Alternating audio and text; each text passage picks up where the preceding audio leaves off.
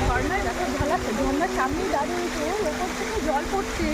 জলটাই এত ভীষণ ঠান্ডা, আমার এই যে ফ্রিজের মানে জলের থেকে মানে যেন বেশি ঠান্ডা লাগছে। দাঁড়িয়ে রয়েছে, হাত পা থেকে জমে যাচ্ছে বরফ জমে যাচ্ছে। এত ভীষণ ঠান্ডা। আসতে তো চাইছিলাম না, অনেকটা ওপরে উঠতে হয়েছে, আবার একটু নিচে নামতে হবে, কিন্তু খুব ভালো লাগছে। এইখানে এসে খুব মজাই লাগছে। একজন এসেছে স্নান করবে আমাদের, বুঝেছো, যেহেতু স্নান করবে। এখন আর স্নানও করতে হচ্ছে না, এত ঠান্ডা, এত ঠান্ডা জল, এত বাদর এইখানে চারিদিকে। দেখো এই মাত্র একটা বাদর এসে আমার পেছনে কুর্তি পেছনটা ধরে টানাটানি করছিল, এত ভয় লাগছিল।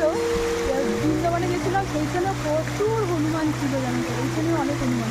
হনুমান ব্যাগের ভেতরে সব মিশিয়ে রেখেছি, নাহলে ওখানে কি বেশি নড়াচড়া করলে না ওরা ভাবে কি খাওয়ার জন্য, ওরা কিনে নিয়ে যায়।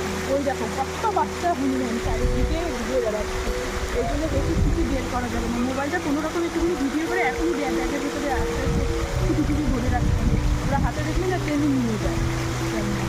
ঠিক আছে, তাহলে তোমরাও দেখো কত সুন্দর প্রকৃতি, তোমরাও এসো কিন্তু আমার মতন।